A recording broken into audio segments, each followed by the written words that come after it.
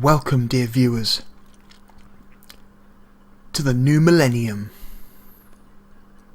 Y2K, the year 2000. What happened in the year 2000? Oh, fuck off, iPhone. What happened in the year 2000? Let's see. The Tate Modern Art Gallery opened in London. God damn it. Hit that. Let's see. An Air France Concorde crashed shortly after takeoff in Paris, killing everyone aboard. The Australian Olympics took place in Sydney. Bill Gates stood down as CEO of Microsoft. Yeah. That's always funny. It's amazing how many people today still think Bill Gates is in charge of Microsoft. He's not. He hasn't been for fucking ages, yet people still make Bill Gates jokes. And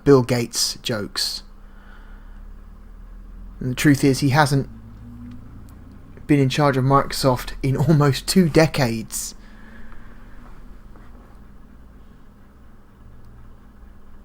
Let's see. Oh.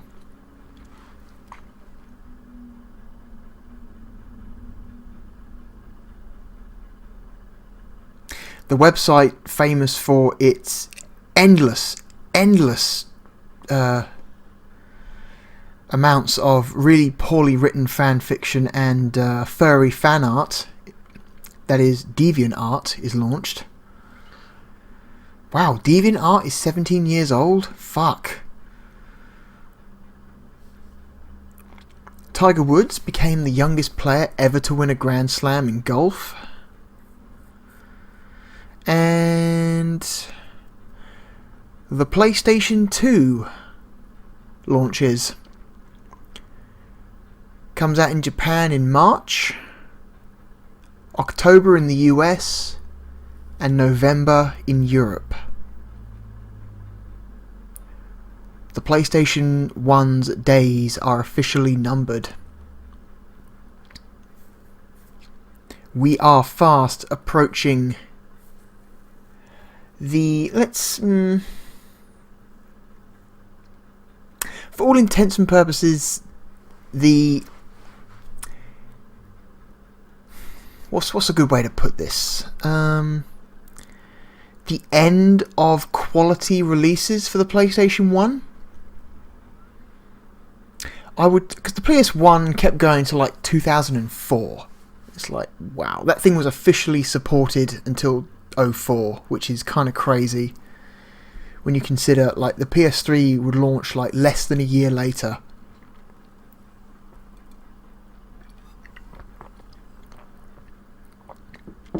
But honestly, anything made for the system after 2001 is kind of trash. Because around 2001 is when the system was like officially, it's like became a shovelware console. You know,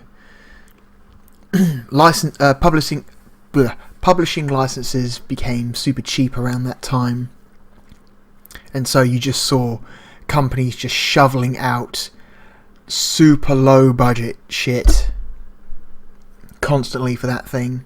For the last couple years it was around. So I think for the purposes of this series we are going to act like 2001 is the last true year of PlayStation 1 support. Well, not true. Quality support, let's say.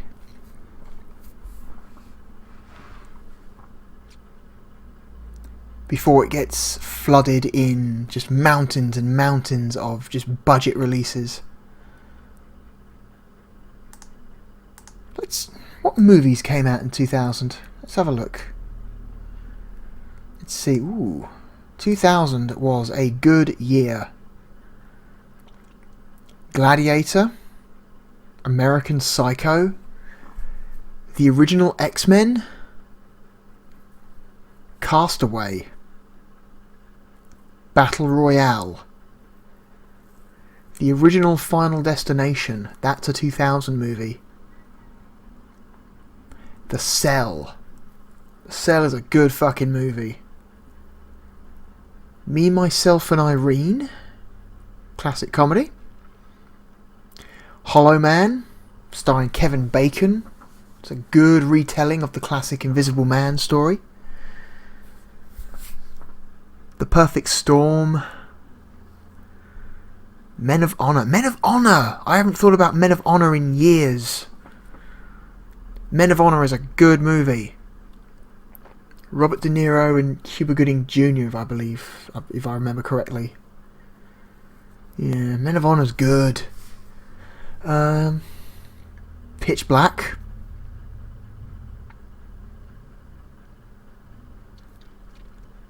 Mission to Mars. Oof. Mission to Mars. I'm personally a Mission to Mars defender. I don't think that movie's that terrible. Its special effects have aged very poorly. And Space Cowboys. Space Cowboys is good. What else? Ooh, the Dungeons and Dragons movie. That came out in 2000. Fuck. I went to see Dungeons and Dragons at the cinema.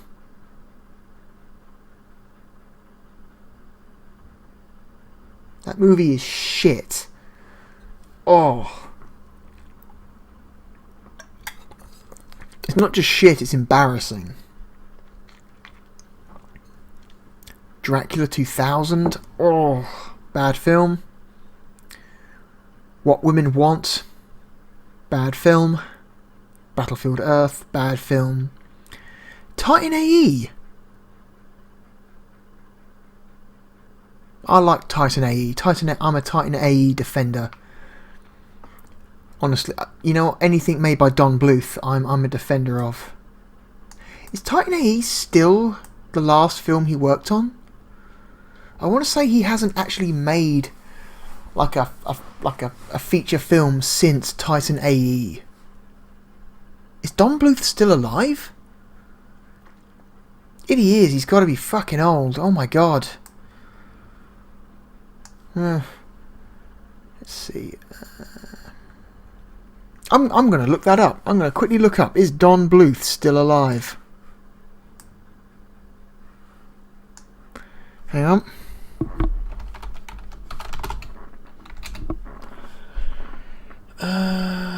He's still alive. He is 79 years old. If you're not familiar who Don Bluth is, he made Secret of Nim, An American Tale, Land Before Time, what else? All Dogs Go to Heaven. All Dogs Go to Heaven is a Don Bluth film. Oh, God. Anastasia, I believe. Is that a Don Bluth movie? Is Anastasia a Don Bluth movie? Hang on, let's have a look at his... Yes. Yeah, Anastasia is a Don Bluth movie. Yeah. Cool. Glad to hear he's still alive. Anyway, moving on. I have a big ass pile of PlayStation 1 games here that received releases in the year 2000. And we're going to do our best to go down the pile, just like always. First game is already in the system, so I'm going to hit this, and then I'm going to hit this, and then I'm going to swap out the controller for a mouse, because this game is mouse compatible.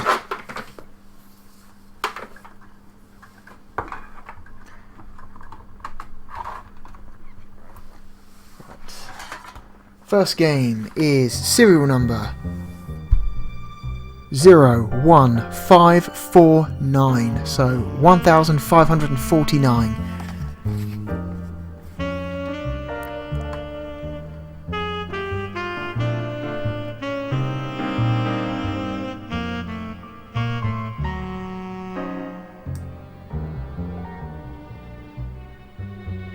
Okay.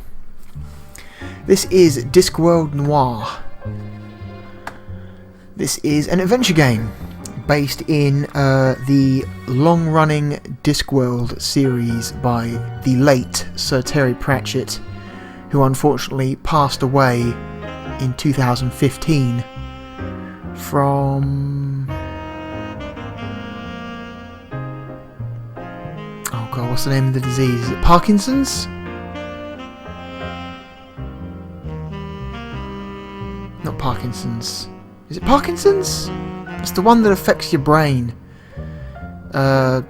It slowly eats away your memories. That one. That awful fucking thing. Let's see. What have we got? So, this game is the third Discworld adventure game. All three were made by the same company, and Discworld Noir is my favourite of all, is my absolute favourite of the three, which for reasons we will get into. Let us start a new game.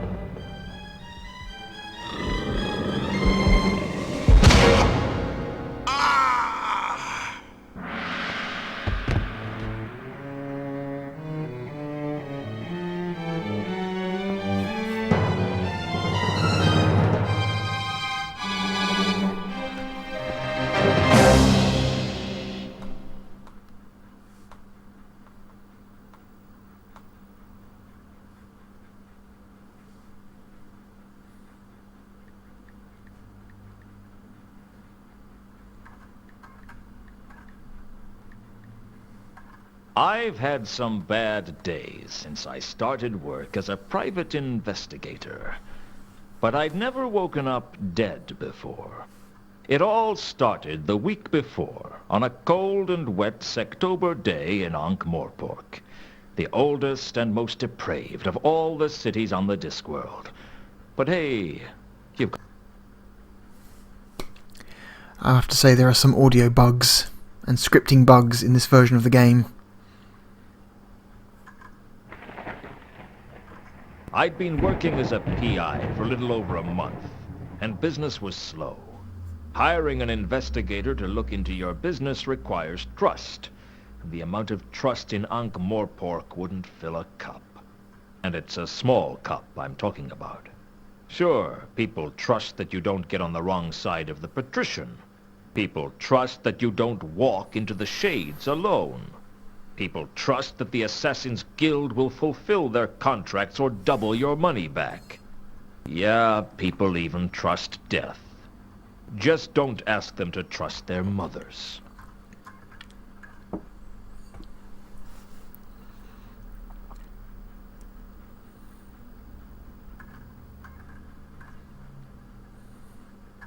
Mr. Luton?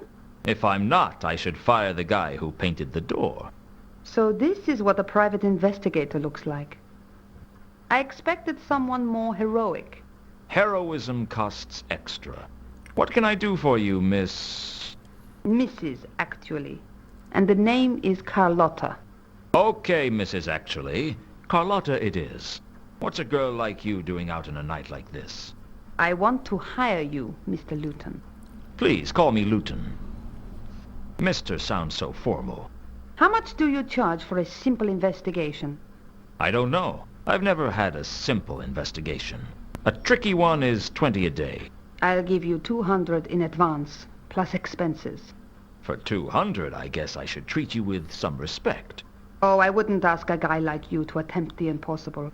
What's the case? I want you to find a man named Mundy. Why do you want to find Mundy? Do you know him? No. And this case will go a lot faster if you let me ask the questions.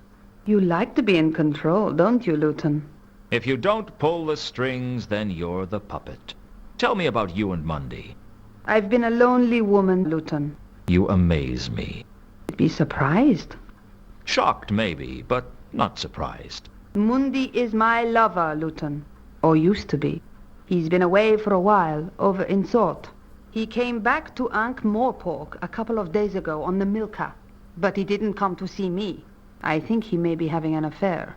You're wondering whether my husband knows about it. Actually, I was wondering when you were going to give me the money. My husband passed away several years ago. I hope the poor guy was smiling at the time.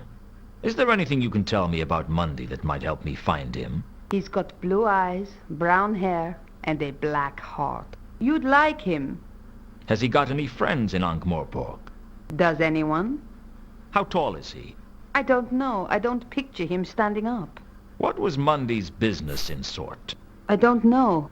I never asked about his work, and he never told me. Must be a very straightforward relationship. As simple as they come. Where can I find the ship he came in on? Down at the wharf. Have you been there yourself? I avoid places like that. Women and seamen. Forget I asked. This is a bad neighborhood for you to come into alone, Carlotta. I can take care of myself. I believe you. Good. Trust is important. I said I believed you.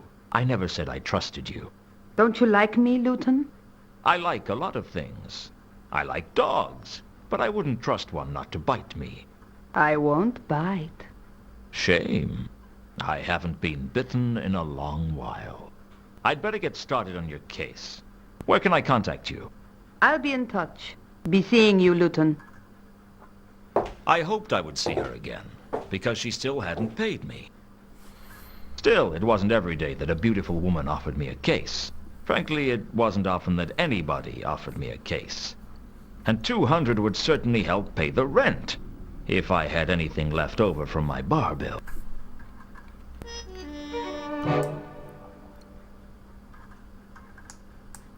Right, this game is great. This is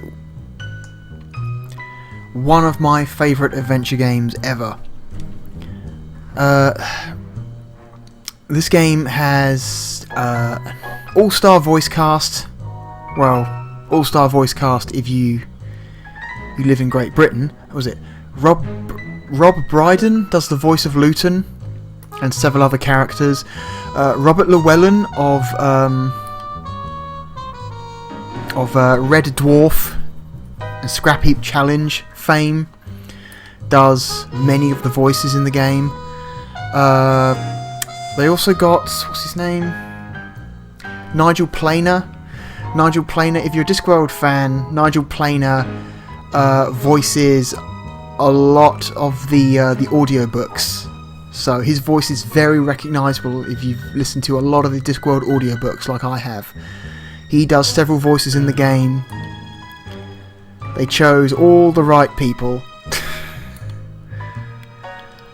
So...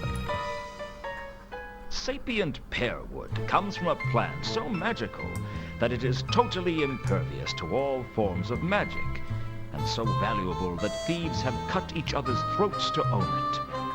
Unfortunately, I couldn't afford a desk made out of it, so I made do with pine.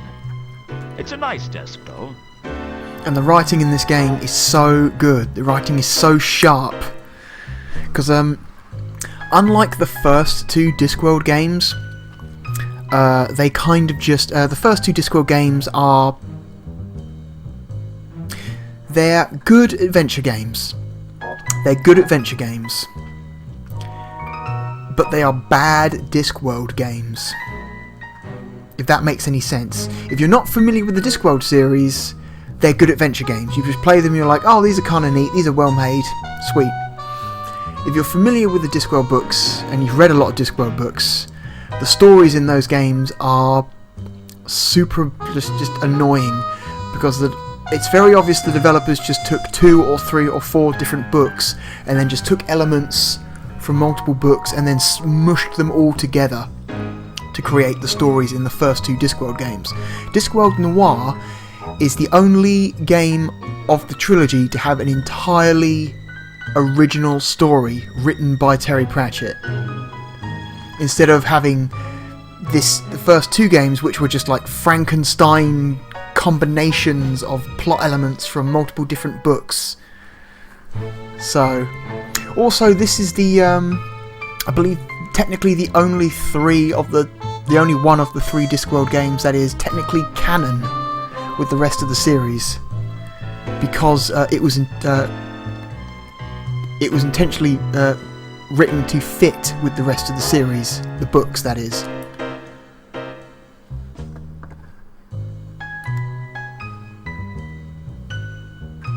A lot of strange things had happened to me since becoming a private investigator. But the weirdest was the irrepressible sensation that the most important thing for me to own as a PI was a door with my name painted on the glass. Some mysteries are best left unsolved, I guess. I'd purchased the imp-powered coffee bean machine from Cut-Me-Own-Throat Dibbler, the man whose name was the byword for quality. With CMOT Dibbler, you could say bye to quality. I'll say this for the ICBM. It made coffee strong enough to blow your head off. On the downside, the imp tended to use most of the beans to fuel its own addiction.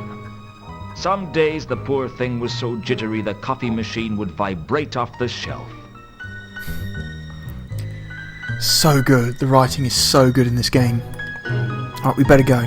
This game originally came out on the PC in '99 and was ported to the PlayStation in 2000. I think the PC version received a limited release in the States, but the PlayStation version was exclusive to Europe. The PlayStation version is kind of a mess. It's got a lot of bugs. There's a lot of missing animations, missing sound effects, a lot of scripting errors, like you heard at the start of the game. After the FMV cutscene, Luton's line got cut off near the end. I didn't do that. The game did that because the scripting is fucked up. That happens half a dozen times in the game. Unfortunately, it happens always during like major cutscenes. Super annoying.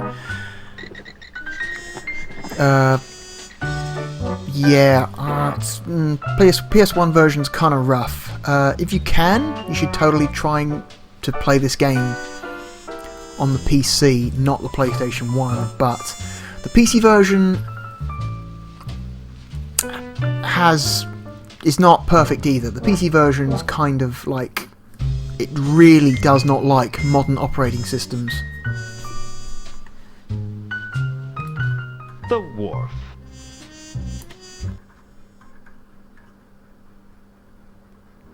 The Wharf was on the upmarket side of the river, in the city of Ankh. The Moorpork docks on the other side of the river were not a place wise travelers disembarked at. But then again, wise travelers tried to avoid Ankh-Morpork altogether. But if you traveled a lot, it was hard to miss, like malaria. Again, sharp writing.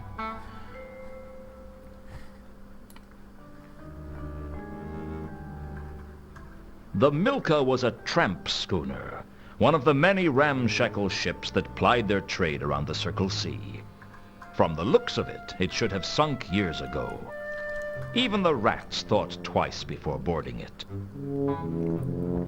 The Milker is a reference to, I think, what book is it? Jingo? Yeah, I'm pretty sure the Milker is a ship that makes an appearance in the book Jingo, which is a pretty damn good Discworld novel. There's a lot of like winks and nods and references to other stories in the series.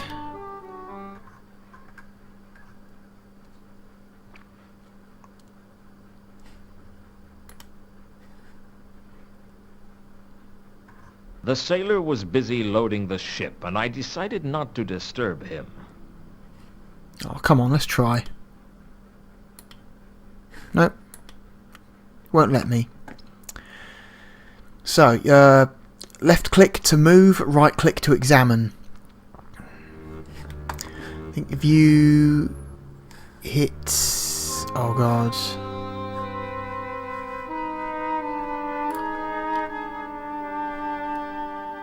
Nope.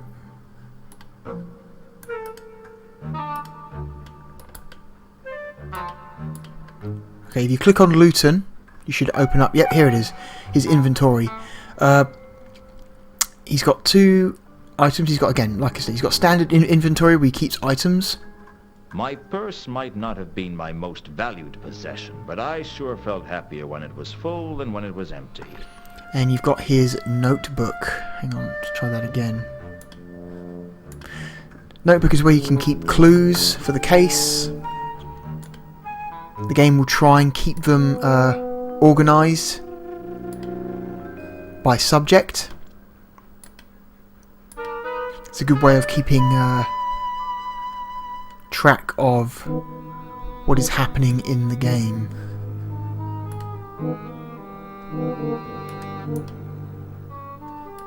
Ooh, hang on, so we move forward. Carlotta had hired me to track down Mundy. At the beginning, that was pretty much all I knew about him.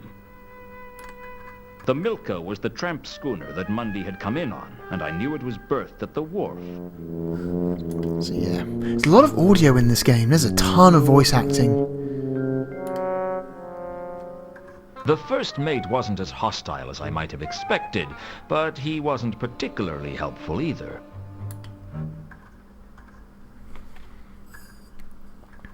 Are you the first mate? Arr! Shiver me timbers! Hoist the main brace! Let's start again. Are you the first mate? Hoy! That I be! You're not going to get any money off me, so you can drop the fake accent. Sorry. You know how it is.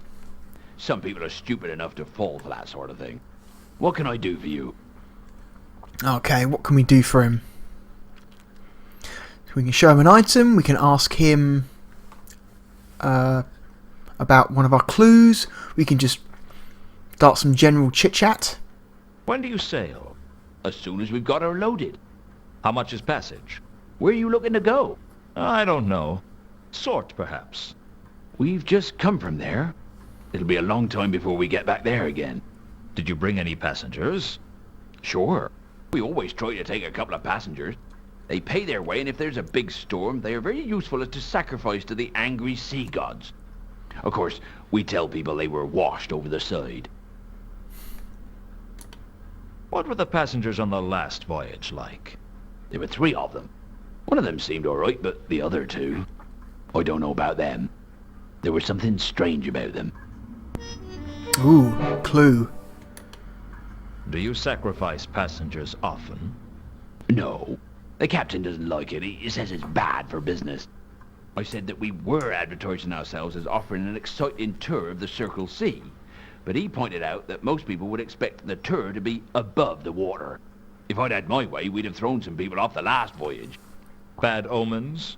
The whole crew had a bad feeling of dread from the moment we set off. Looking at the state of the ship, that doesn't come as a surprise. Alright, let's ask him a clue. Click on the notebook. Hang on, let's... That's as far as we can go. Okay. What was strange about these passengers? I don't know. One of them seemed kind of foreign. I mean, more foreign than most. Okay. Okay. Was there a man named Mundy on the last voyage? It's funny you should ask that. You're the second person today to have an interest in Mundy. Who was the first? A dwarf. He didn't give his name. I don't think he was from round here, though. What about Mundy? What was he like? I don't pry into the passenger's business, but for a man who came on board pretty happy, he seemed pretty unsettled when he left. Not that I blame him. Something was definitely amiss on this last voyage. Do you know where he is now? Mundy? No. Like I said, I don't pry into passenger's business. Unless you actually look through their luggage after they've been washed over the side. Hey, what are you inferring? I'm not inferring anything. I'm implying that you might have had a look at their luggage at one point. If I had, I certainly wouldn't admit it to you. Which either means you didn't look, or you didn't find anything of interest. You better watch your step, son. It's not good to make accusations like that. Don't worry. Anything we discuss is strictly between you, me, and anyone else I tell.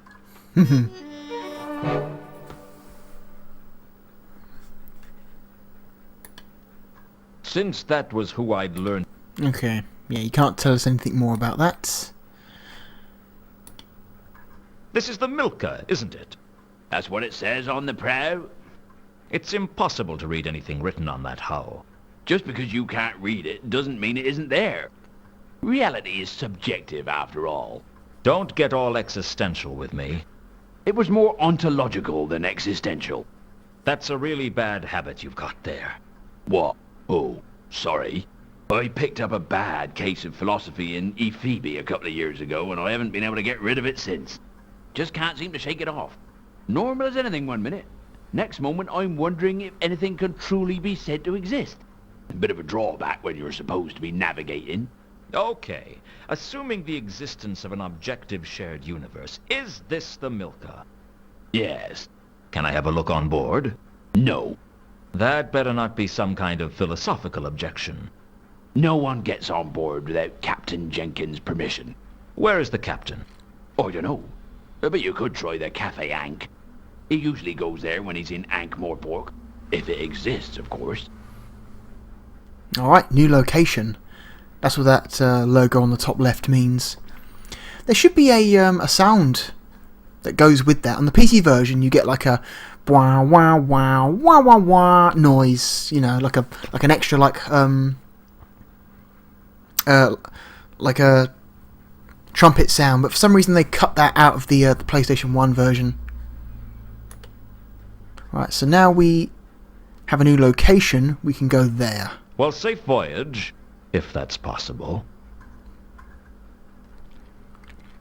Alright.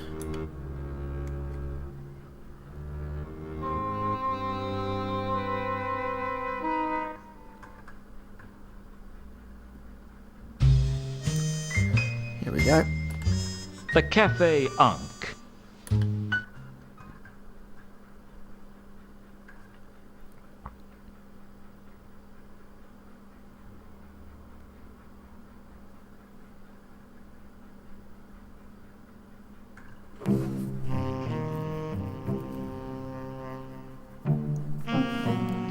Alright.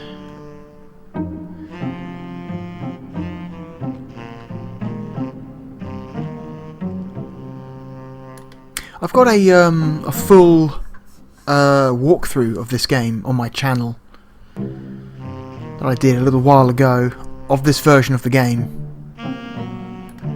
The golem was loading wine barrels onto the cart, calmly and diligently.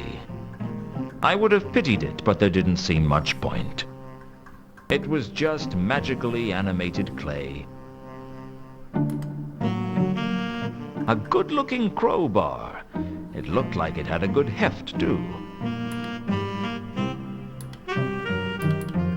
I figured the golem wouldn't notice that the crowbar had gone missing. Not that I'm saying it didn't need it, just that I'd figured I'd get away with stealing it.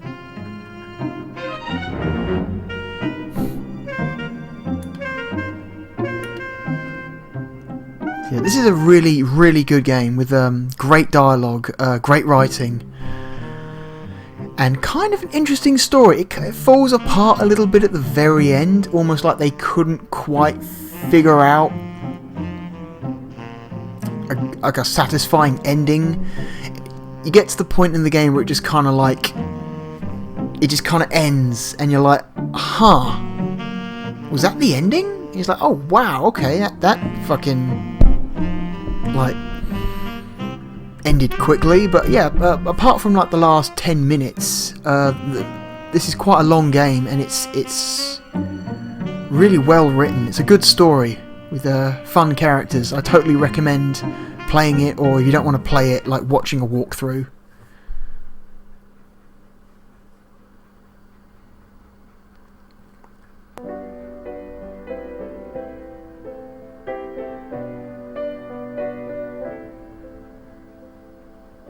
You can't recall if the whiskey knocked you flat, or if everything was a blur when you met her.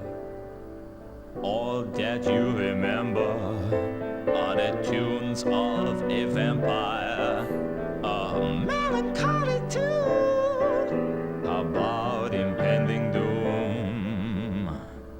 I'll fetch your tankard, fill it to the brim.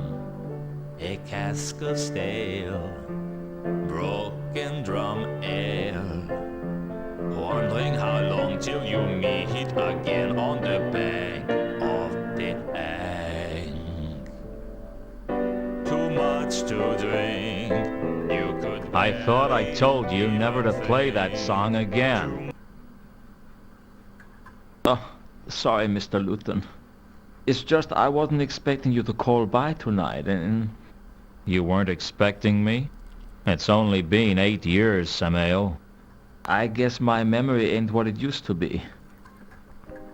I don't know why Samael put up with my temper. He could have broken every bone in my body if he'd wanted to. But that's what made him special, I guess. That he'd take almost any kind of abuse from the clientele, and he'd still be there at the piano, playing better than anyone else in Ankh-Morpork. That is, by the way, a vampire pianist.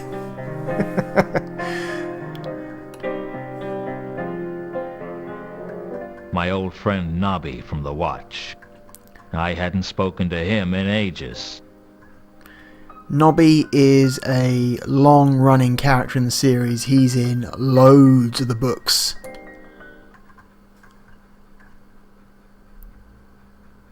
Not always as a main character. Sometimes as Hello, Nobby. a side character. Hello, Luton. How you been keeping? I've been worse.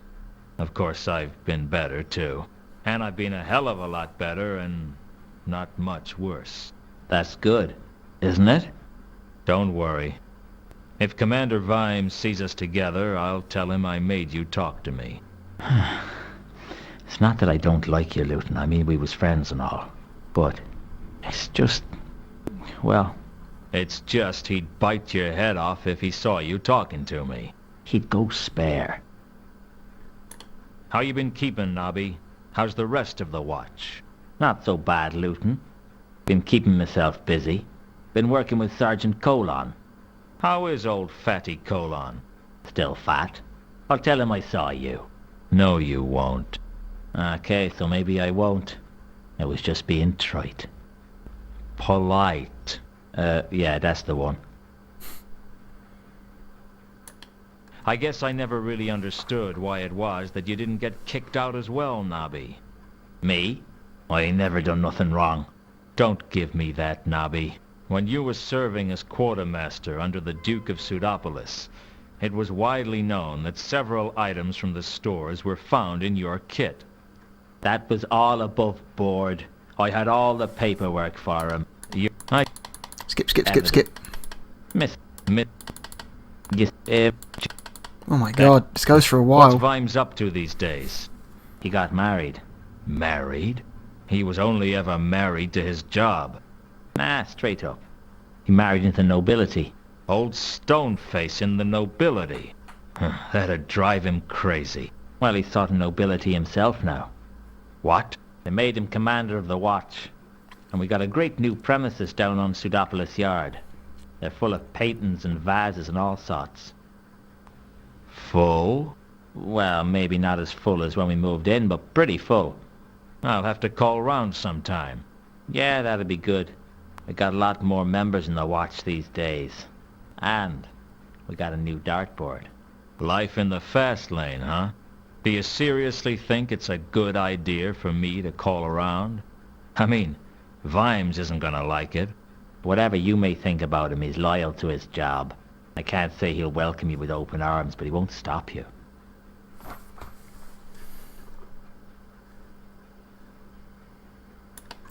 What can we do?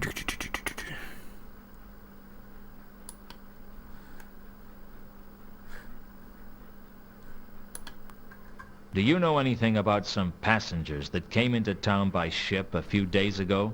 That's not much to go on. You're a corporal in the watch. You're supposed to have a keen, insightful mind. They brought that regulation in after I joined. Has there been a dwarf around asking questions? Can't this wait till I get back to the yard? I'm off duty. Have you heard of the Milka? It arrived in town a short time ago. How long ago? 3 days. That's strange. Why? Well, there's been a string of odd murders in the last 3 days. What do you mean, odd? I mean, this is Ankh-Morpork we're talking about. I'm not sure I should discuss the details with a pavilion. A civilian, Nobby. How much have you had to drink? I'm as sober as the day I was born. Ah, that's a frightening thought.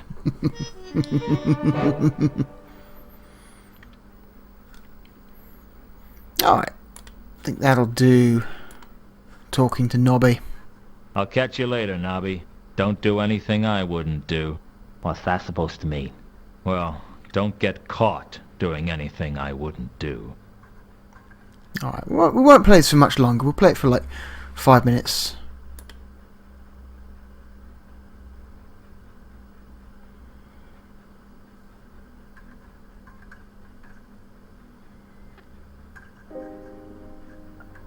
Are you Captain Jenkins? That depends on who's asking. Don't play games. I'm just after a few answers.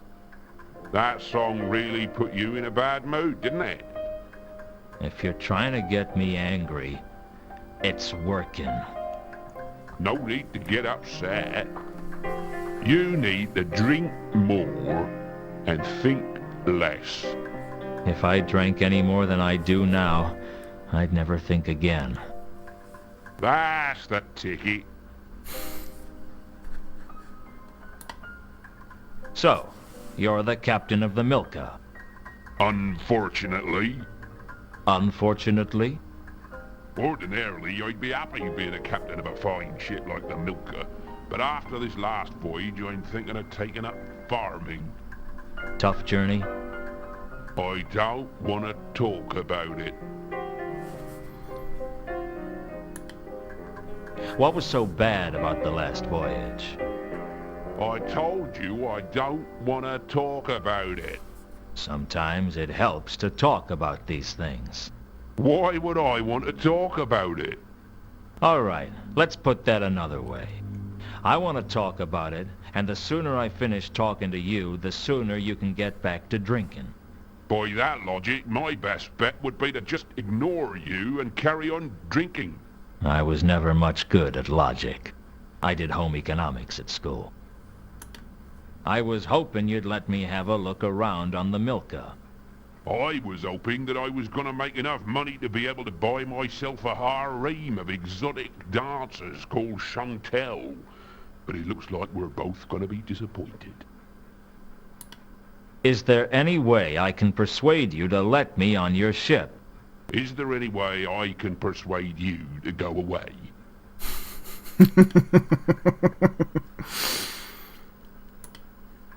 On your last voyage, there were 3 passengers, right?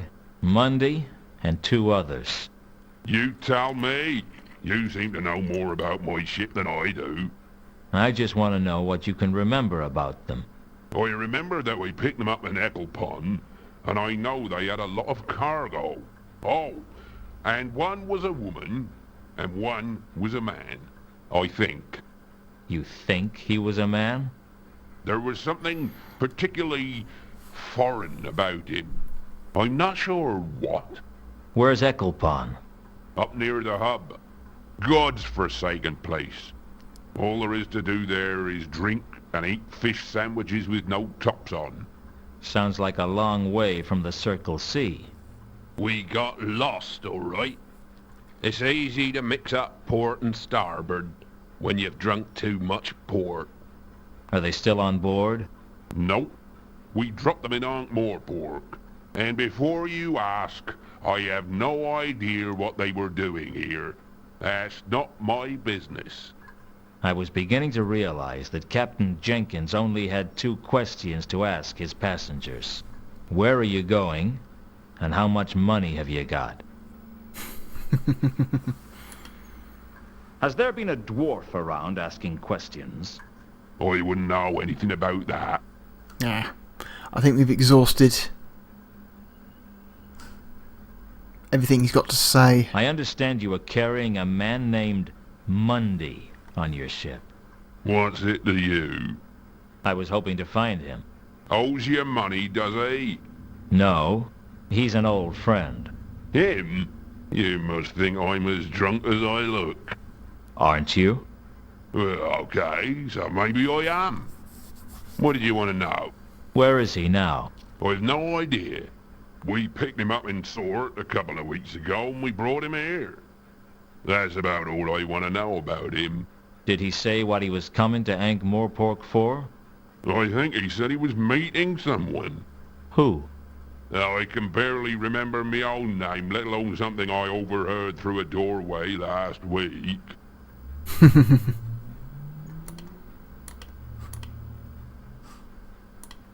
I'll see you around, Captain. Alright, so, not very helpful. But, by talking to him and exhausting his dialogue, we have opened up a path back at the wharf.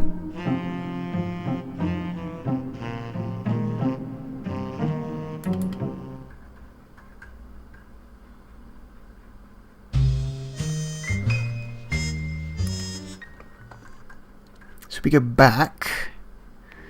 Yep. The sailor that was standing over here is gone. So now we can get up to the crate that he was standing next to.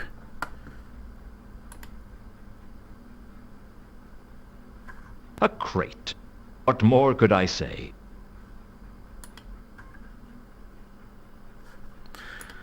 But what if we took our new and shiny crowbar that we stole from the golem?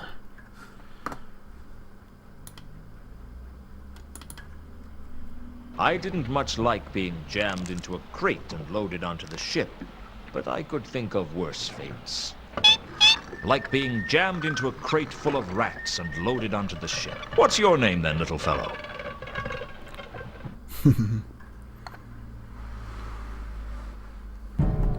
Alright. The hold was dark and dank, and I couldn't shake the feeling that I wasn't alone.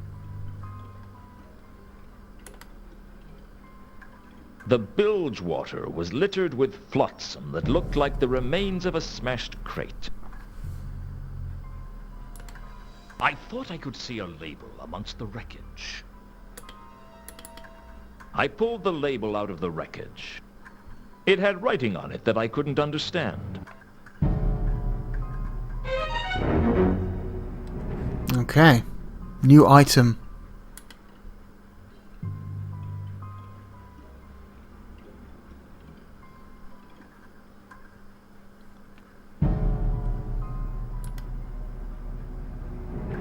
It looked lived in. The question was, by what? There was nothing of value in the debris.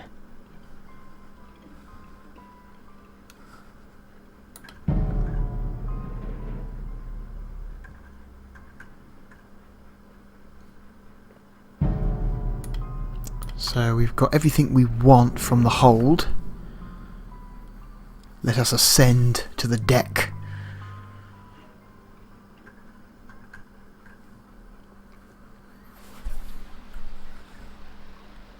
So there's the first mate. We won't talk to him.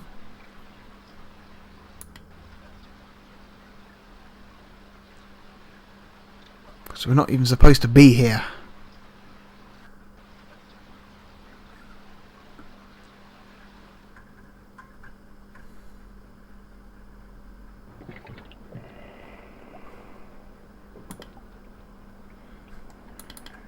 I searched a bunk and found a small scrap of cardboard. It could have been anything. There was a number on the back. Either a 6 or a 9. It was hard to say. A perfectly ordinary bunk bed. I searched one of the bunks but found nothing useful, and nothing I wanted to think too closely about. Nothing there, nothing there. Let's have a look. What is this? I'd pulled the label out of the flotsam in the bilge water of the Milka. The scrap of cardboard I'd found in one of the bunks on the Milka had a number on it, either a 6 or a 9.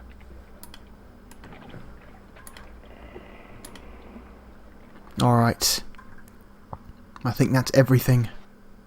I'd managed to remain hidden on the ship, but I knew my luck couldn't last forever, because I'd stopped being lucky around age 12. The first mate looked less than happy, but I don't think he saw who I was as I dived in elegantly onto the Ankh. Fortunately, the crust of the Ankh was soft that night, and I escaped both injury and discovery, although I needed 2 baths just to feel dirty.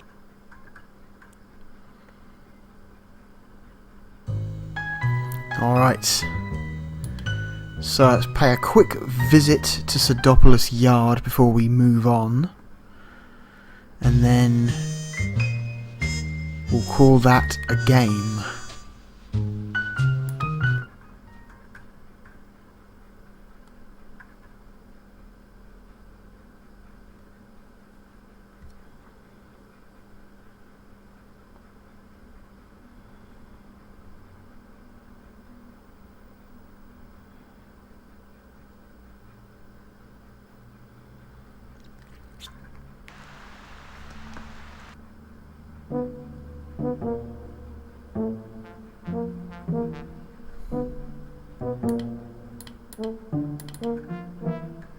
Hello again, Nobby.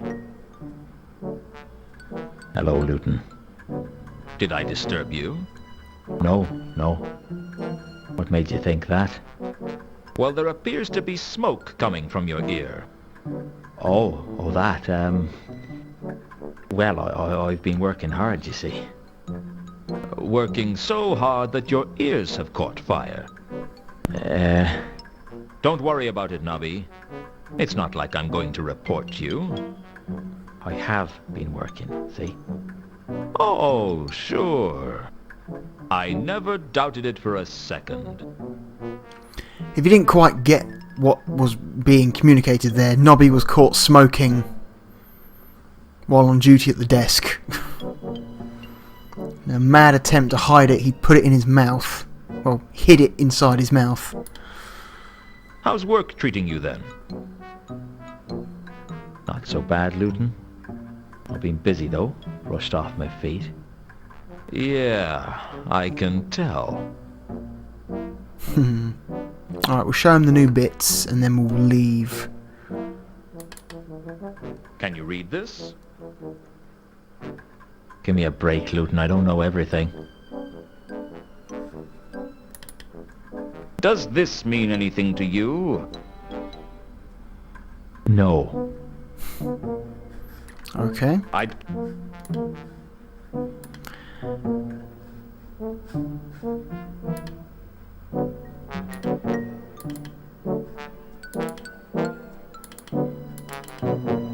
Oh.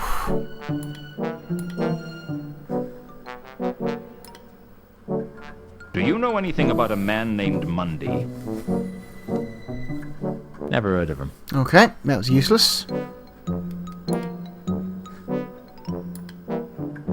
I don't suppose you've investigated the passengers on the Milka, have you? Of course I have. Sorry, but you're not the most,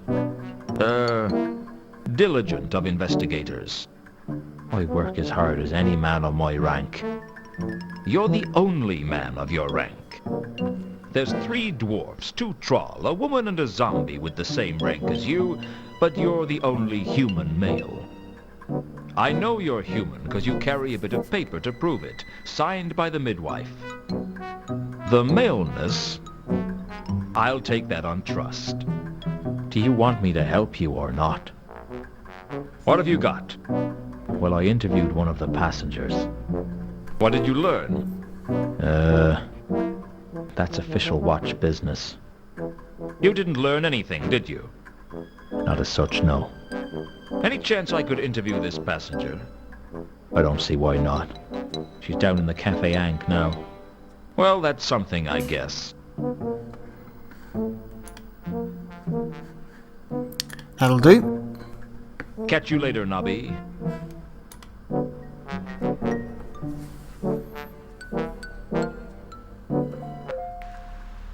The troll stepped out of the shadows like light was too intimidated to illuminate him. He seemed like the quiet sort, but you got the feeling that if you stepped out of line, you'd get your teeth kicked down your throat. For that matter, he could kick your throat down your chest and your chest through your legs. But I was hoping it wouldn't come to that, because none of my clothes would fit. Find them. Sorry, friend, I don't understand. Find them. You want me to find Therma? Is that it? Well, what is it? A person? A thing? Look, if we're going to carry out a conversation, it'd help for you to talk. Find them. Okay, find Therma. What's your name, friend? There was something about a troll that big that made you want to call him friend. Malachite. Find them. You've got to find her. I wasn't about to argue with a troll that could twist my head off and use it as a cocktail onion. Okay, friend. What can you tell me about her? Any suggestions of where I should start looking? Used to sing at the Octarine Parrot. Find them. Got to find them. How can I contact you? Find them. That was all he said. I guess he wasn't very bright. But then there's things under damp logs that are brighter than most trolls.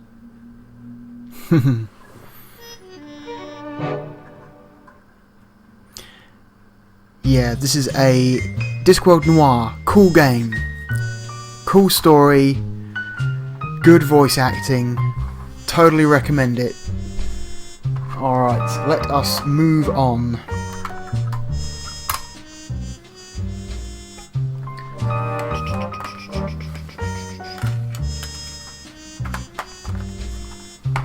Alright. Next game.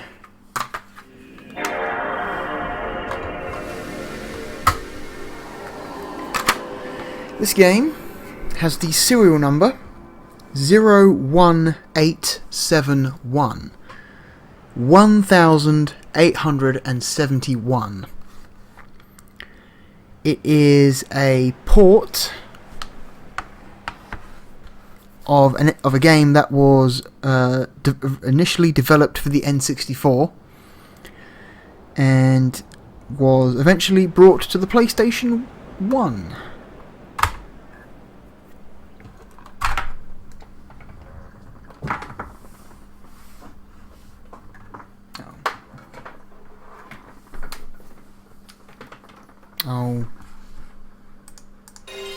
Okay, there we go. Is it going to hold on?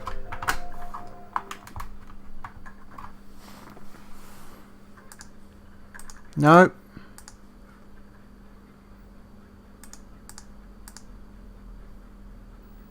There we go. Take 2.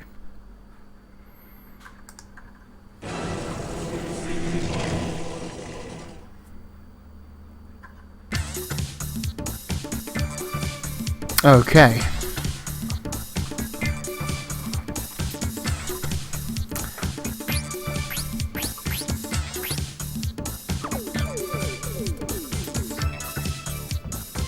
Oh shit. Hang on.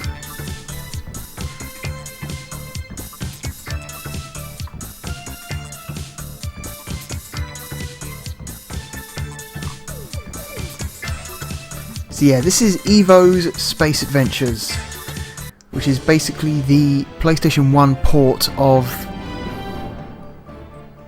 Space Station Silicon Valley for the N64. This is not a good version of Space Station Silicon Valley. This version of the game is worse in every single way. It looks worse than the N64 version. It runs worse than the N64 version. The controls are worse than the N64 version. Seriously, it runs like shit. Space Station Silicon Valley is a great game.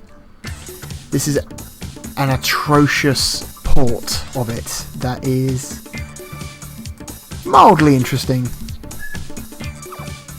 So we can load the game. Hang on, brother.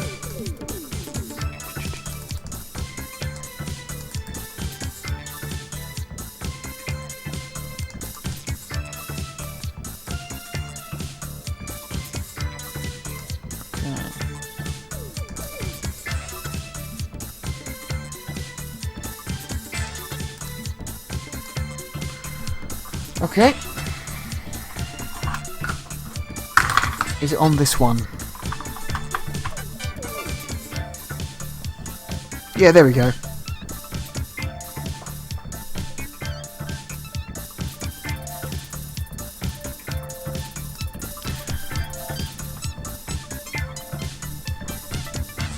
All right.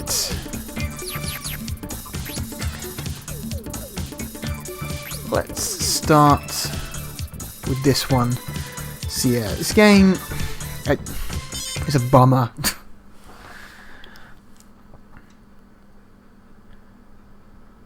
I wonder why they waited this long to port the game to the PlayStation 1. And why change the name? Did Space Station Silicon Valley's original publisher keep hold of the name? Because I know the PlayStation 1 version was published by a different company.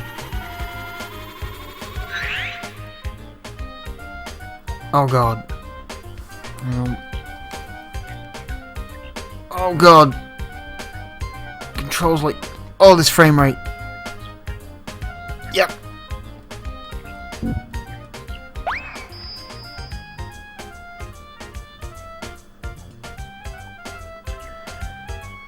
So, I don't know if you can remember this game when we did our series of N64 videos, but this is a fucking... Oh, it's a mess. Oh my god.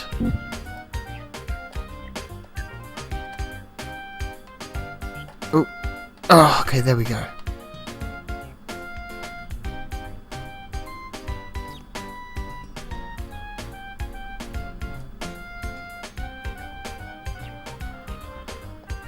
Jesus Christ. How does one do anything? Oh, so, okay. Okay, there it is.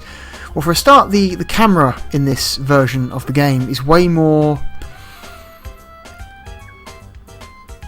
downward pointing than it was in the N64 version. That was probably a decision to help keep the frame rate, try and keep the frame rate stable. So you can't really look around the level, you can only really look down at the floor, which is a bummer. Got that ring. Okay.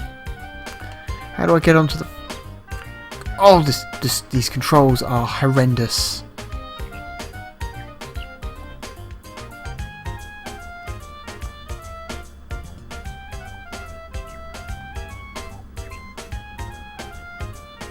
Okay, I need to turn off the machine, but...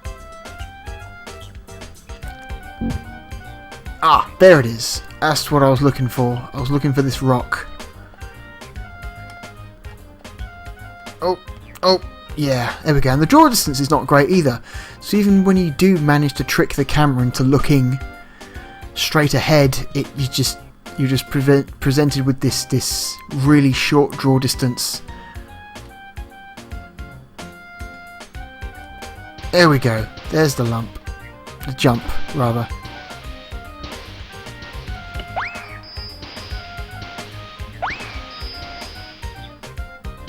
Oh god, I can barely fucking see. Why have the controllable character that close to the damn... Okay.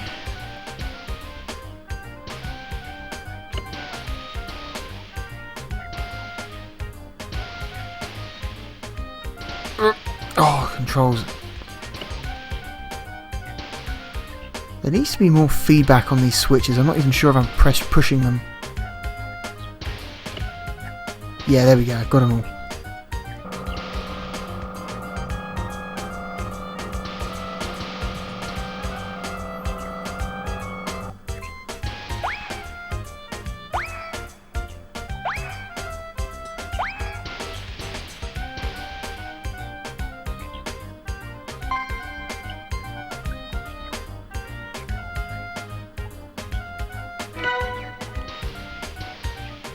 Okay. Step on all 4 buttons. Fuck it, doesn't matter. Alright, electric fence deactivated. Okay. Now where the hell was the electric fence? Alright. So if you remember Space Station Silicon Valley, you are on a mission to infiltrate a space station full of robotic animals, and you essentially play as a... where is it? How do you get it? There we go. You play as this computer chip. This computer chip can inhabit stunned robotic bodies. And each robotic body gives you different abilities, allowing you to solve various environment-based puzzles. It is a cool game.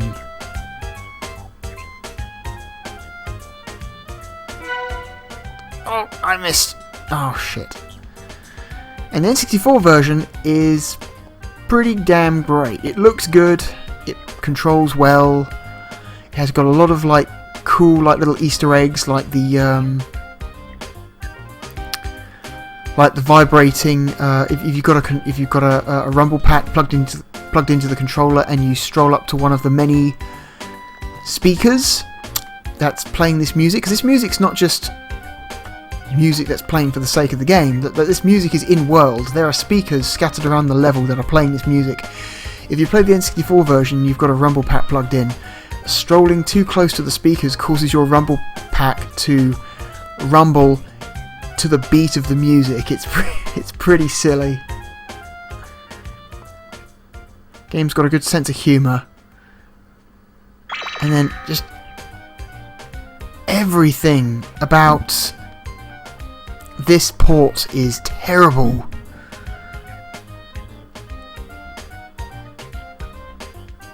Oh god, what is up with this weird jittery jerking camera movement? Oh, this frame rate, holy shit. Oh, this fucking mouse. Okay, just go, just go, just get up there. Okay, there we go. Okay, the mouse can't swim, so we need something that can, like one of these sheep. So we're going to attack this sheep, and then we're going to take over its body. There we go.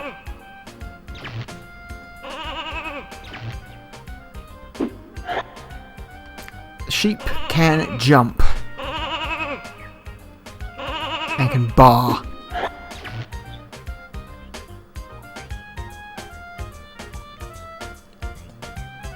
So now we need to go back to where we were, but with a sheep. Oh god, this just runs like shit.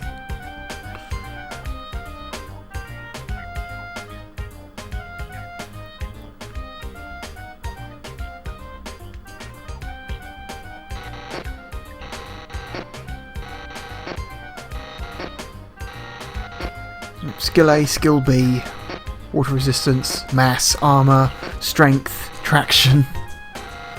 So yeah, all of the different animals you can take over, of which there are tons, they've all got different stats, different abilities, different weaknesses.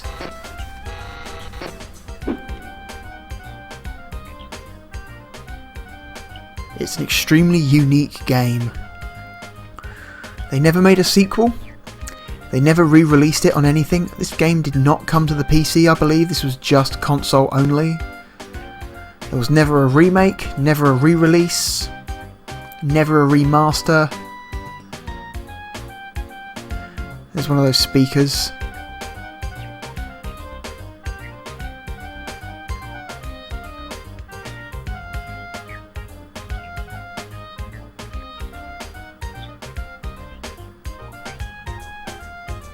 Don't get too close to those foxes, they'll go for me. Whoop!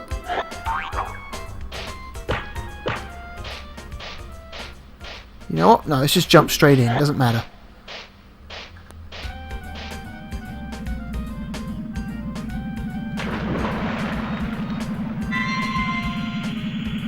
Because floating in the water is the key to success of this level. This special custom sheep that has an Archimedes screw drive underneath it instead of legs, which allows it to power itself through the water, which is ridiculous, and it can jump much higher. Also, it can't slide around, so you can climb steep slopes with it.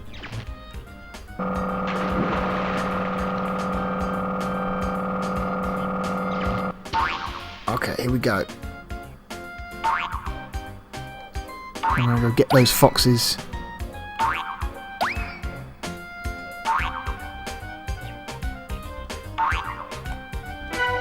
Okay.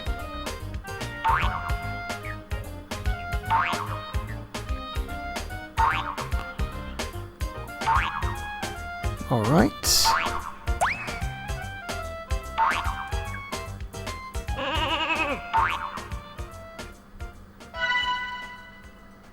So this sheep has a special attack where if you press the jump button again in mid-air, he does like a drill dive.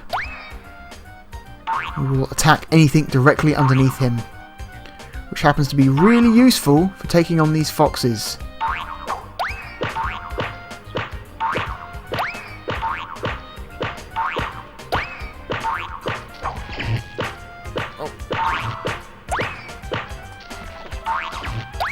Okay, got him.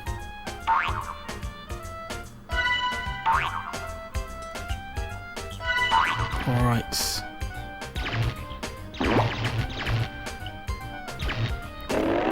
Take over one of these foxes. Yeah, the foxes can do short dashes.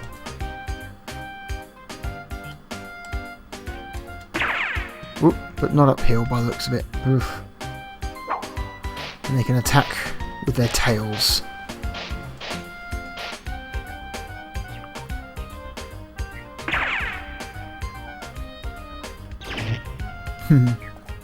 Foxes are kind of useless though. They're kind of just here as like an extra thing. They reappear later in the game, but they're not that useful at the moment. So really only got them out of the way so I could get those 2 orbs. It's alright. What we want to retake over the body of this regular sheep because it allows us to float, which makes these jumps, upcoming jumps, easier.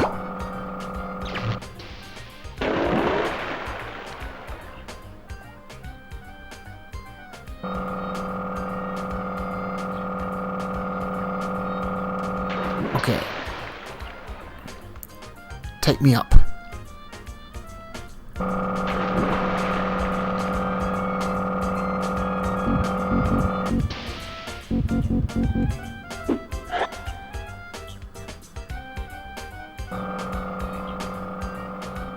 Here we go. Oh, shit. Go, get back in. Alright, there.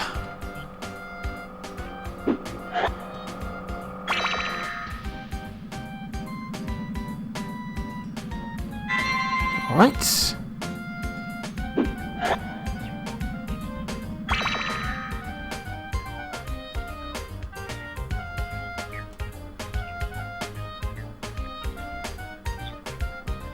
That opens up this little secret passage.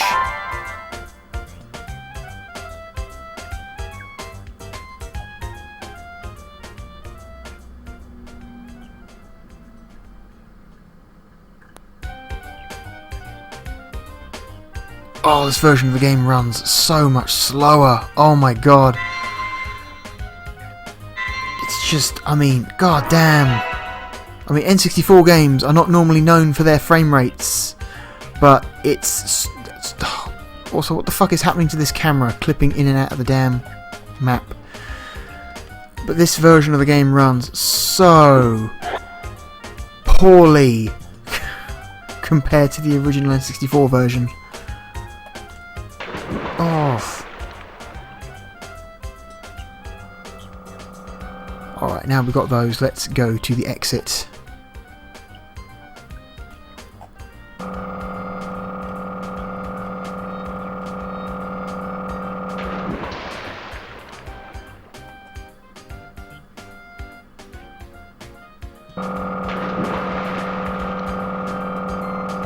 Again, all this weird clipping and just...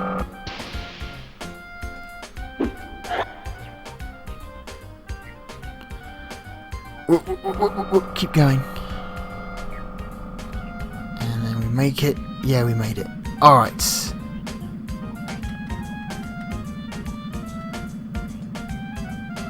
Why is that not working?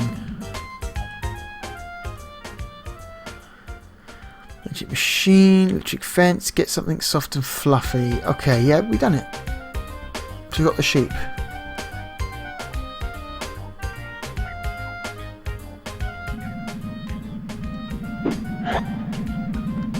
This should be on.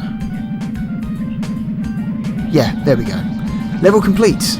That one's a pretty easy one, to be honest. It's not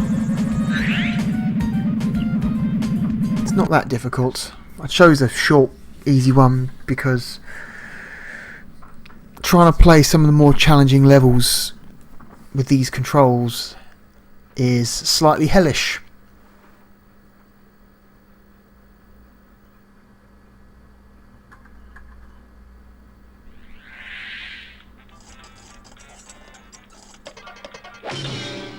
I don't even know what happened there. Yeah, this version of the game was ported by an American developer, and it just seems that they just the reasons why the humour in the original N64 game it just was the way it was. Just seems to have gone completely over their heads, and they've made the jokes more traditional slapstick than they were in the original N64 game. It just seems like the physical humour, it's become a lot more, I don't know, too obvious, you know. I mean, like, there was subtlety to the jokes in Space Station Silicon Valley, but I don't know, it seems like the developer who handled the PS1 port just kind of didn't understand what made the first game so funny, and they just kind of shoved in their own less funny jokes. Evo Space Adventures, a really bad port. Space Station Silicon Valley is a hell of a game. Play it on the N64. Or failing that, play it on an N64 emulator.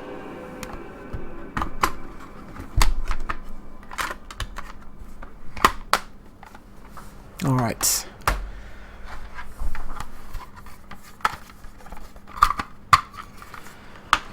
Right, last game of this video. Hang on. I'm going to put the exploder disc back in, because I want to make sure I get the intro to this video, to this game, so I'm not fighting with the Ava Media card. I should mention I've ordered a new capture card, finally, to replace my aging Ava Media. I bought a few years ago now, I bought an Elgato HD60, and hoping that would replace my Ava Media card, but no, the Elgato is not that useful in hindsight. It's kind of a waste of money. So I'm going to try again. I've ordered a professional video capture card. It's called it's by a company called Magewell, I believe. Just spelt Magewell. All one word. And they make professional, it's not consumer grade. It's properly it's made for businesses. But it's a little bit more expensive than most consumer grade capture solutions, but I've heard nothing but good things from the people who use it. It plugs in via a PCI Express port, just like the Ava Media card does, and supports really what I was looking for was a card that supports older video standards and 60 frames a second, whereas the Ava Media only outputs at 30. This thing can output at 60. I believe it can output 60 up to 2K video resolution, which is pretty great, and it supports component, composite and S-video, which was the deal sealer, because more and more capture cards these days do not support the old analog formats or standards, especially 50 Hz, which is almost like gold dust these days.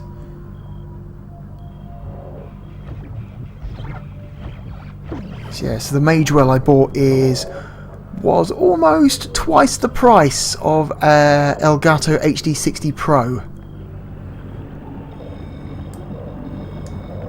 And I'm hoping it's not wasted money. There's a lot of money.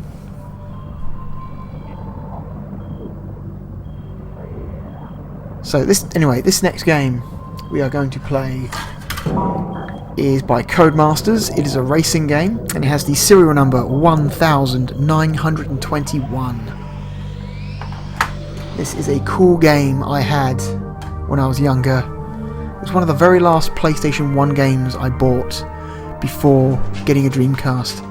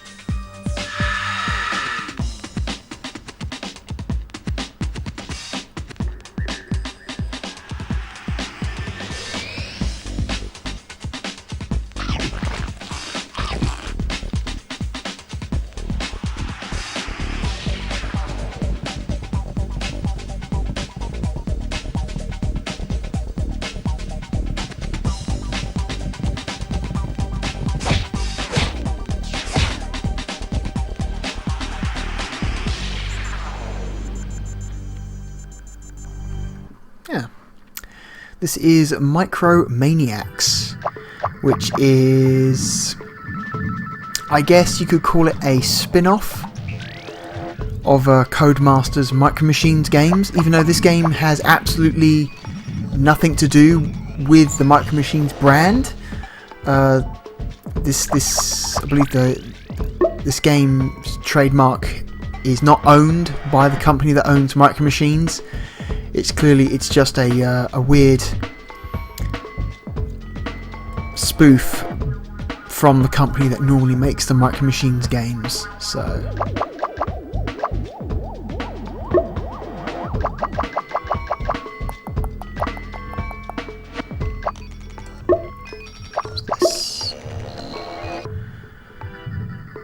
Okay, not that one, let's try this one. There we go.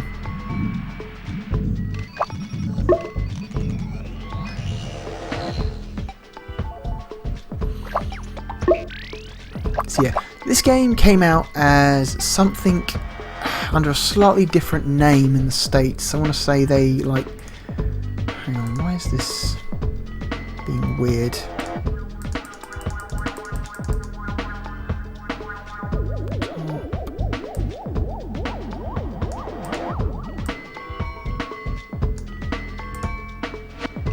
Hang on, messing around with the edges here. Oh, it's gone into. So yeah, the difference between this and Micro Machines is that you are not playing as little cars, you are playing as little people who, for some reason in this world, have been shrunk down to a tiny, tiny size and being forced to race for who knows what reason.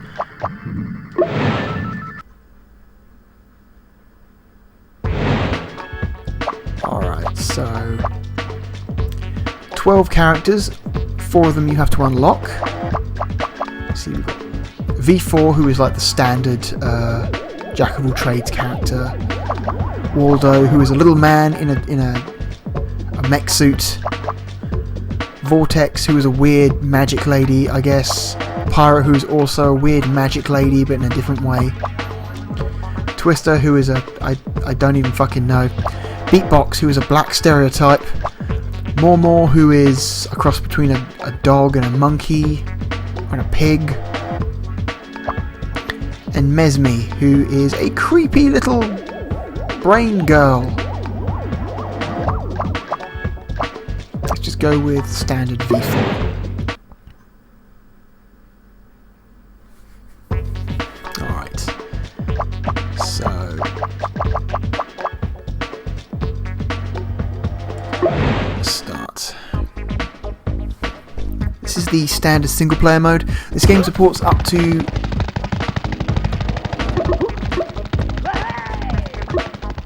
supports up to 4 people, I believe. Yeah, it's a 4-person multiplayer, which was pretty fun.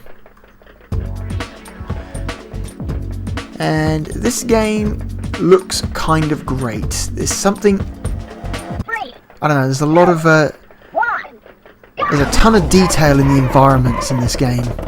I used to spend a lot of the time years ago just spending my time in the time trial mode and just very slowly going around the levels, admiring all the details, because I thought the amount of detail in this game was incredible. Like, the textures look good, polygonal models on the environment look good. It's a very nice looking game. Obviously runs on the same engine as Micro Machines V3. I'm going to turn the volume down a little bit. Yeah.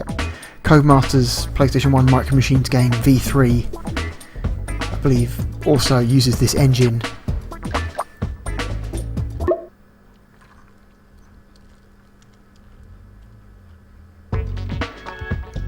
Alright. So now that we've completed that, race, we can then move up. And then we get to choose what track we race in the second round. And the green dots represent races I've already finished and won. You only get the green dot if you come first. So let's go with photo finish. When I first had this game, I basically finished every race. I had the entire track layout there, all green dots. 3, 2, Okay. 1, go! Oh. Okay, it's X button to accelerate. Oh my god. Oh, this game's super strict about cheating. Don't cut corners. Seriously, don't cut corners. This game will punish you if you do that.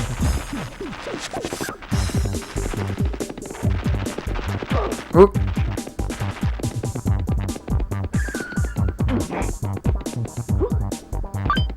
Okay.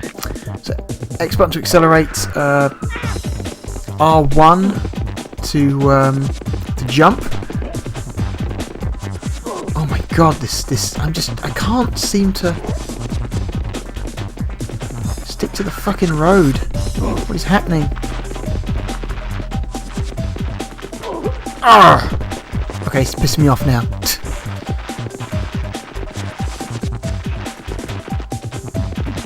Don't turn too sharply, otherwise you fuck. You just skid and lose speed.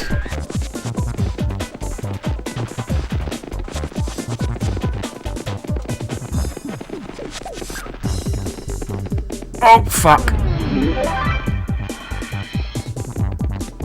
No! Yeah, this is tough.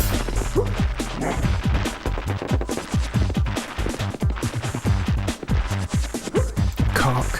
Ah well. We fucked that up completely. A lot of tight turns on that track. Let's try that again. Oof, yeah. Should try that one again. Let's try a different one. Let's try straight and narrow.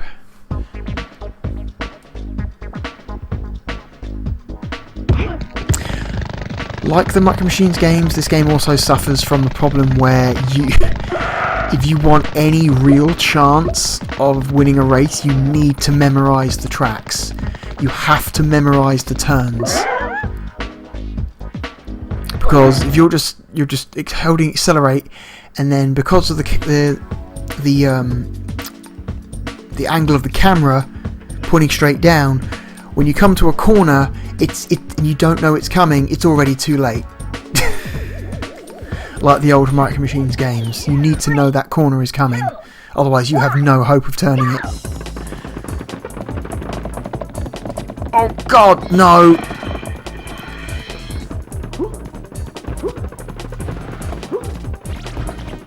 Okay, this is not good.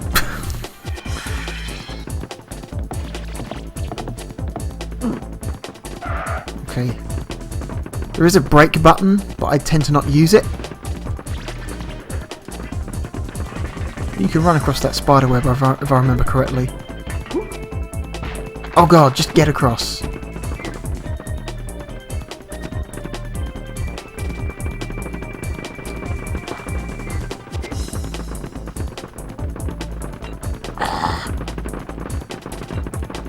Again, you can't go around stuff. The game is super strict about cutting corners. Oh, you shit!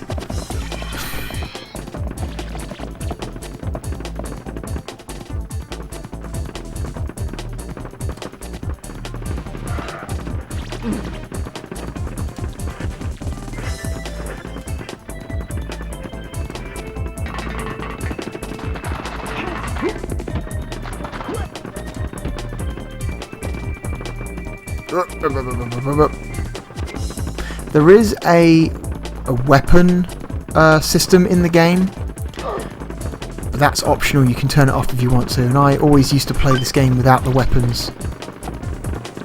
Oh god, just...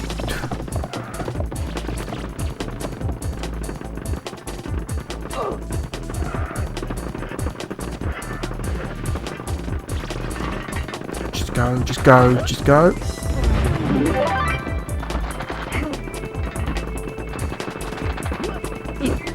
Ha, suck it. Oh, fuck me.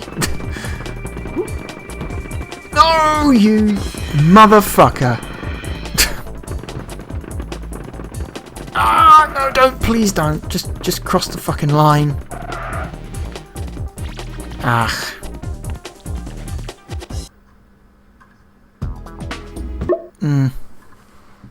I had that. I was robbed. Alright, let's do one I've already done. Soap dodges is pretty simple. Just go around the edge of a bath.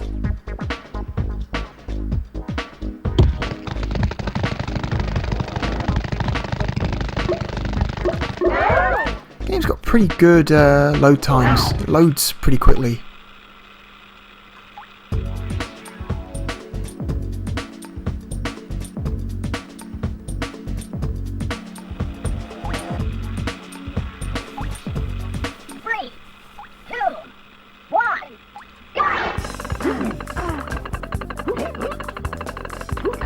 Don't slip! I'm slipped.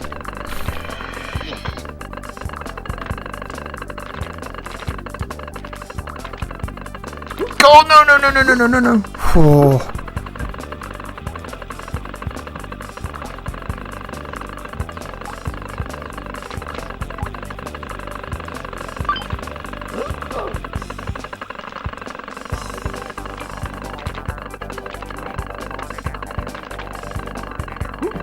No, you shit! Oh, bollocks. This game is not easy. Don't necessarily need to memorise this track because it's so basic. But memorising where the obstacles are does help.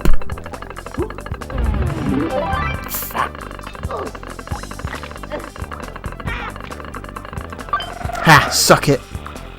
Stole second. I'll take that, whatever.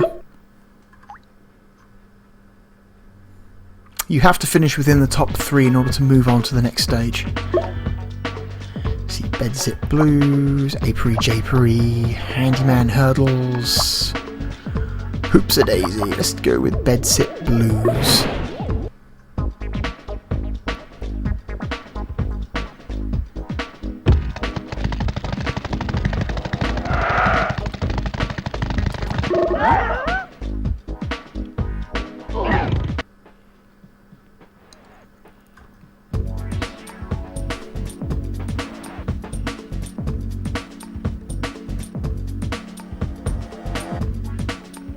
Again, just look at all the detail. This is kind of great.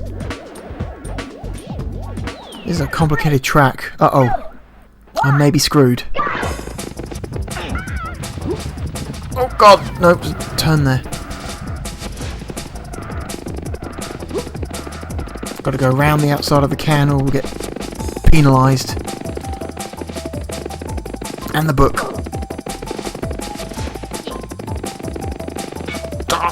Fuck. This camera's not helping. Keeps swinging around wildly. Where am I going? No, you fuck. Okay. Where am I going? This way.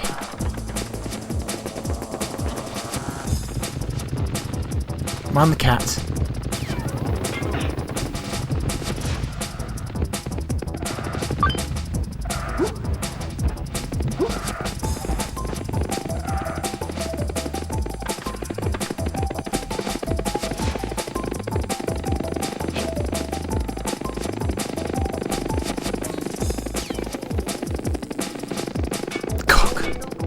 threading that needle through the beer cans is tough.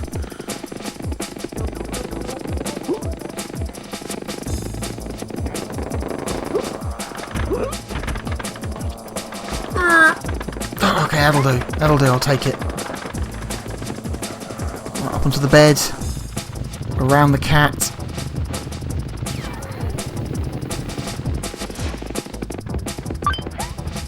Over the shirt, the messy shirt, around the shoe. Now the AI seems to have real trouble negotiating that record player. Huh. Oh, I keep forgetting that tight turn.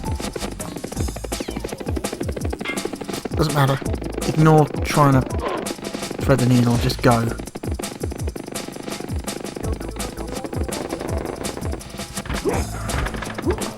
Just go! Just go! Oh.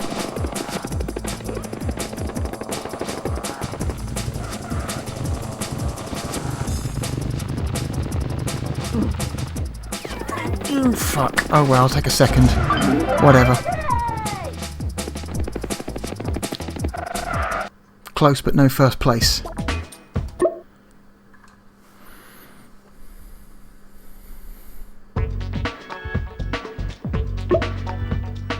See Blade Runners all over the shop. Party Poopers. Blueprint Sprint. Oh. Let's go with all over the shop. That seems fun.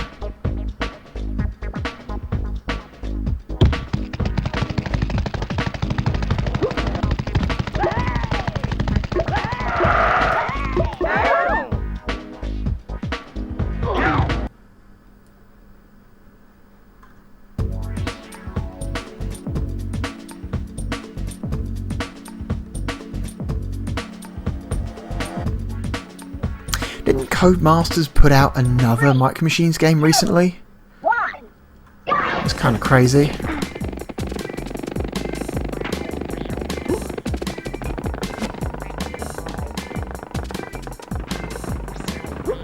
Wonder how it plays. Oh no! Hard turn. Oh god.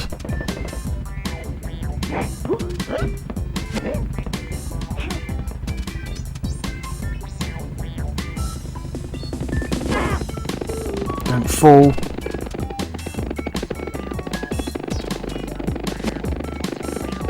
Oh man, the Rubik's Cube.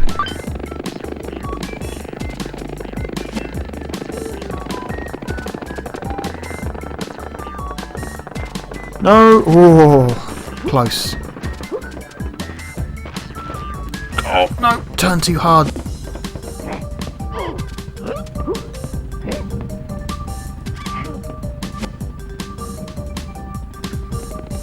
Again, the textures in this game look kind of great for a PlayStation 1 game. Like, they seem really sharp. Really sharp, like really sharp by PlayStation 1 standards.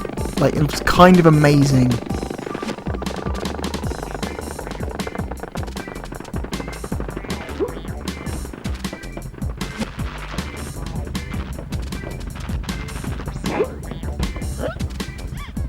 Oh, this fucking guy in first place is pissing me off. Ha! Suck it, I'm in first now. Yeah! Take it.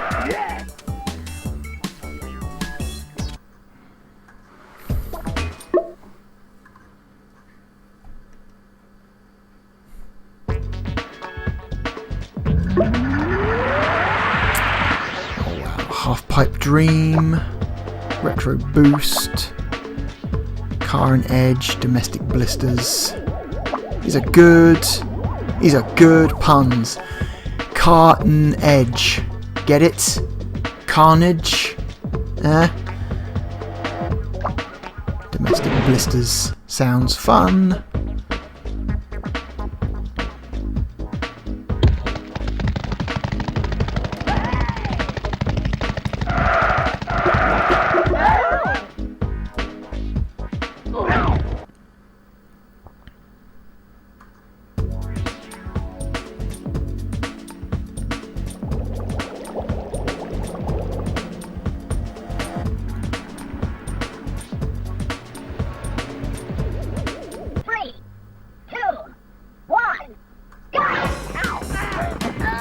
me get the timing right on that boost.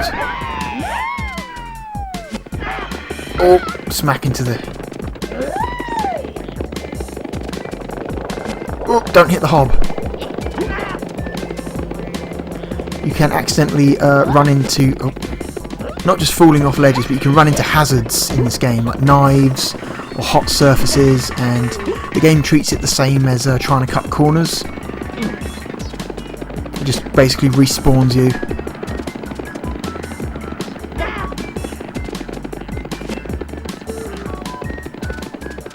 Where am I going?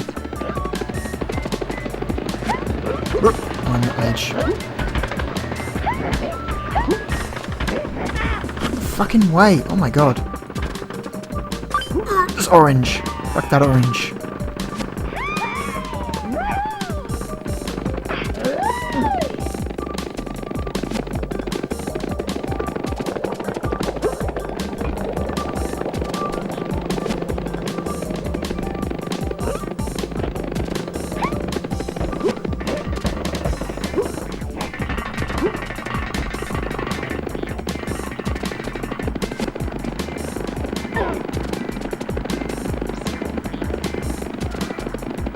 Oh my god, this fucking...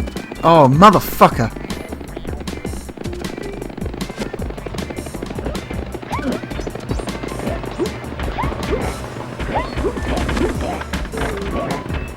Fuck off!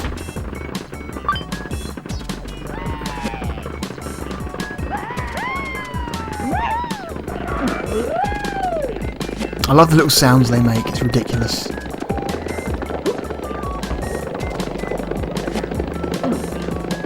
Don't hit the fuck shit.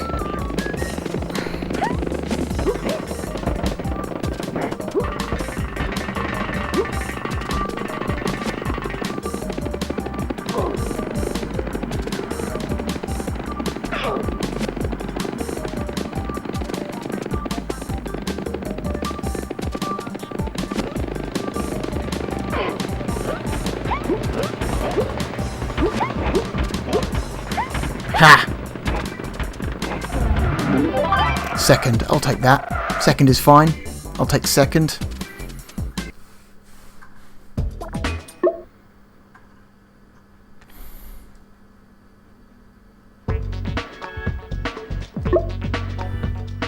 Oh, the old Russian flush. Greasy garage, ice to see you. Heart bypass. I think we know where we're going. We're going to this fucking operating theatre, apparently. Weird.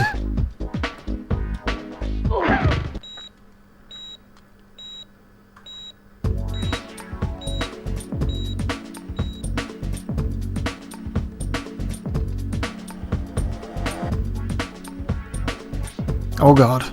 3, 2, 1, go! Oh, those are eyes in a dish.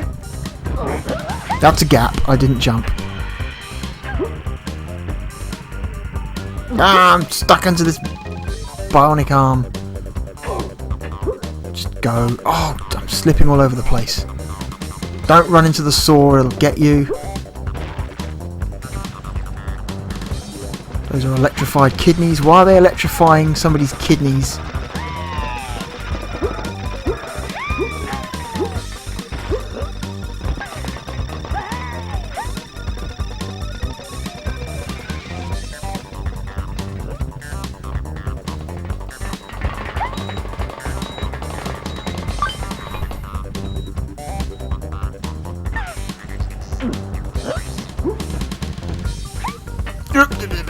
Round the computer. Oh shit! Oh no! Bloody hell! Oh no! Doesn't count. That's cheating.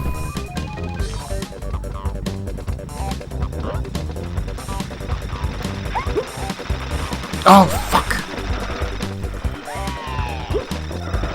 Oh, run up the fucking paper! You fuck! You little shit! Go. Okay.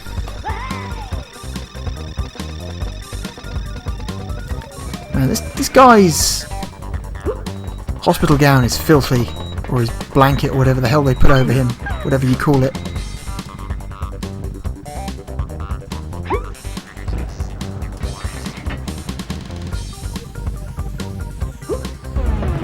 Shit. Well, fuck.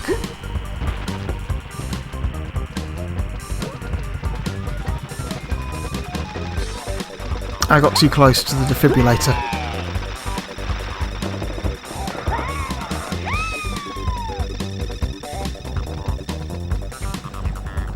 Ha! Still third! I stole third. At some point the AI got lost.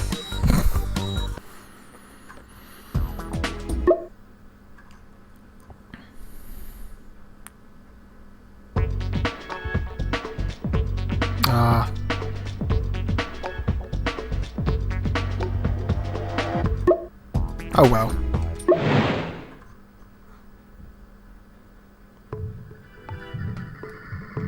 Yeah, why not? Why not? So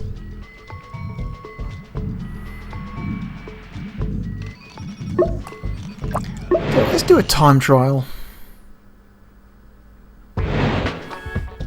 Let's...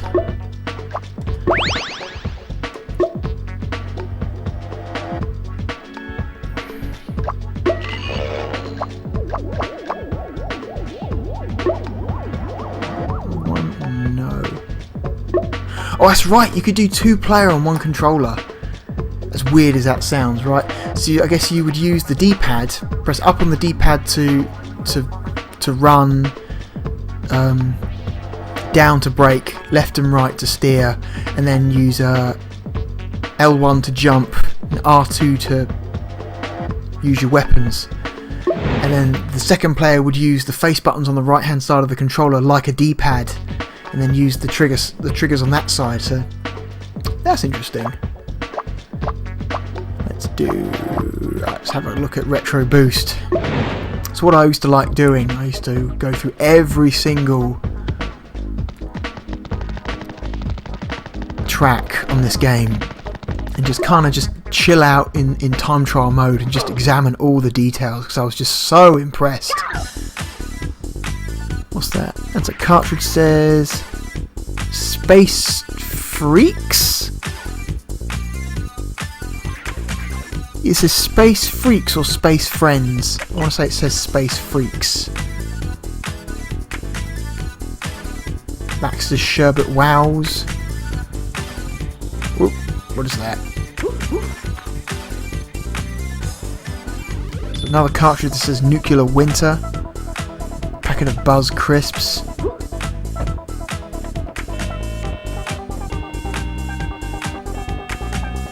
Is a Simon Says game. God, they should have programmed this to be like a functional Simon Says, just for like a, you know, as like a joke. Huh. That'd be weird, wouldn't it? If that was actually a fully functional Simon Says, and if you wanted to, in time trial mode, you could just play Simon Says. There's a roller skate. There's a lava lamp. What's it doing? Is it actually moving? Yes, that is a functional lava lamp. Let me get any more details.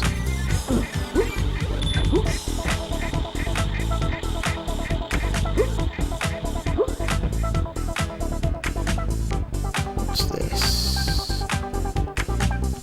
Oh, sweet.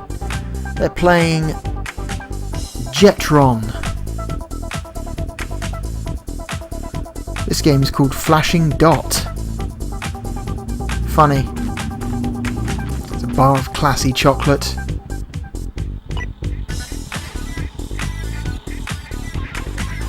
There's that copy of Nuclear Winter again. Oh, this is nice. This is their knockoff Atari 2600 called the Low Tech. Nice.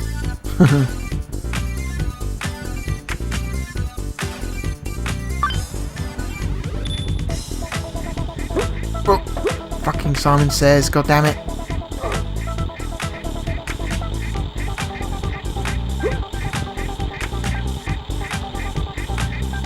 Oh, toy robot.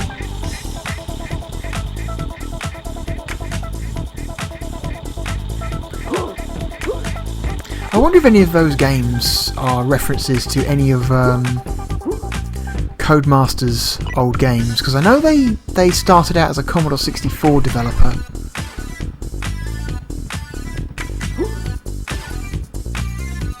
They never made anything for the Atari 2600, but they did make some Commodore 64 games.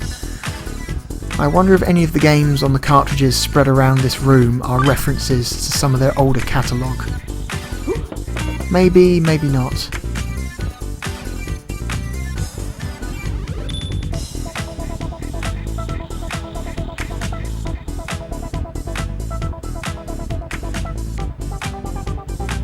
Oh, shit.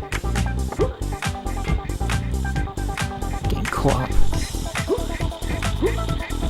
I wish you had more traction in this game. I don't know. I just feel the running physics in this game are just a little bit too slippery. Like, you're running on carpet, for God's sake. You shouldn't be this slippy. Motherfucker. Oh no, that counts as cutting corners. You have to jump on top of the console.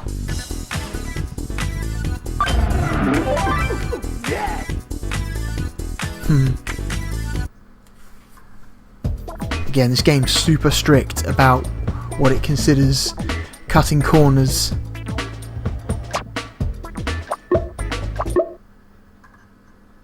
And I think that is a video. Alright. First year 2000 video in the can. Done.